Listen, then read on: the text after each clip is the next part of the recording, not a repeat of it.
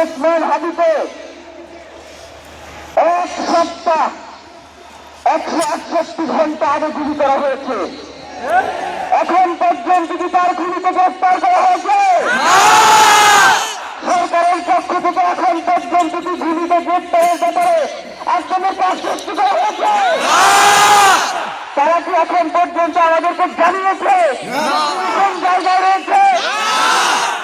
আমরা স্পষ্ট মনে করছি যে এখানে খুনি একজন নয়, একটা খুনি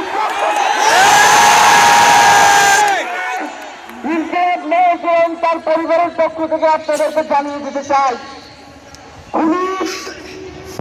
খুনের পরিকল্পনাকারী, খুনের সহায়তাকারী এবং পুরো খুনি চক্রকে বিচারের আওতায় নিয়ে আসতে হবে এবং আগামী 24 ঘন্টার মধ্যে স্বরাষ্ট্র মিনিস্টার এবং তাদেরকে জনতার সম্মুখে এসে তারা এই খুনের ব্যাপারে আগামী গত 1 সপ্তাহ ধরে কি পদক্ষেপ নিয়েছে তাদের সম্মুখে জানাতে হবে।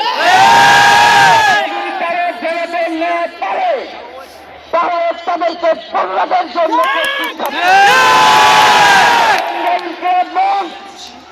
কোনোভাবেই শরীফ ওসমান হাদির রক্তকে বিসর্জিত দেব না।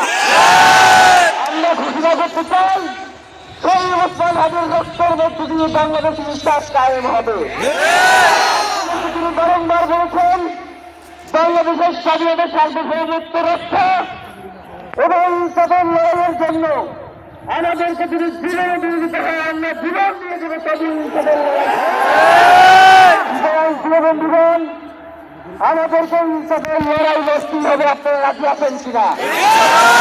এবং সেই সাথে আমরা আরো বলতে চাই ইন্টেলিজেন্সের মধ্যে ঘাটতি মেরে বসে থাকা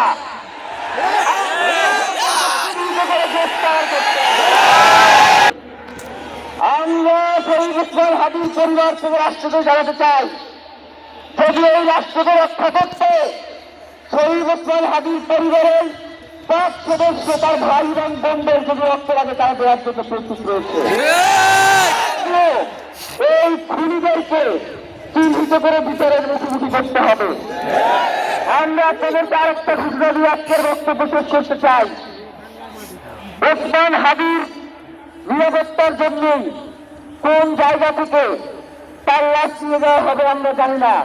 ওসমান হাদির একদিন মৃত, তিনি আমাদের লক্ষ কোটি তরুণের মধ্যে জীবিত হয়ে যাবেন ইনশাআল্লাহ।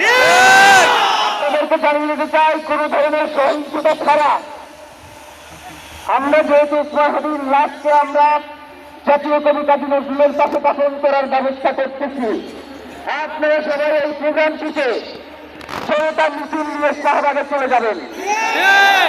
আমরা ওখানে গিয়ে আপনাদের সাথে দাফনের পরে কথা বলবো।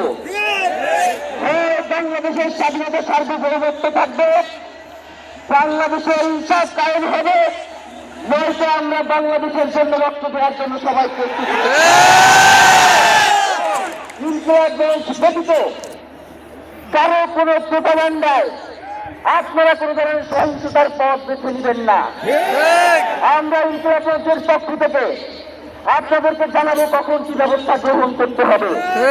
আপনাদের সকলকে, এই লক্ষ লক্ষ মানুষকে আজকে শরীফ ওসমান হাদির জন্য যারা এসেছেন শহীদ শরীফ ওসমান হাদি, তাতে আমরা সবাই দোয়া করব এবং তার যেই লড়াইয়ের পথ, তার যেই সাংস্কৃতিক আন্দোলন, তার যেই আধিপত্যদের বিরুদ্ধে লড়াই, আমরা সকলে সেটাকে একসাথে প্রতিহত করব।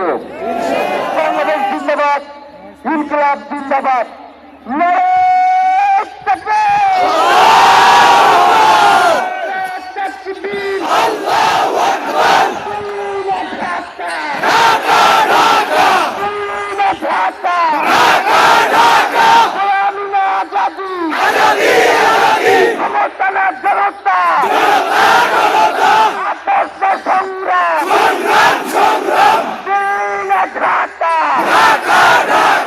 আমার ভাই কবরে, গুলি কেন বাহিরে, আমার ভাই কবরে।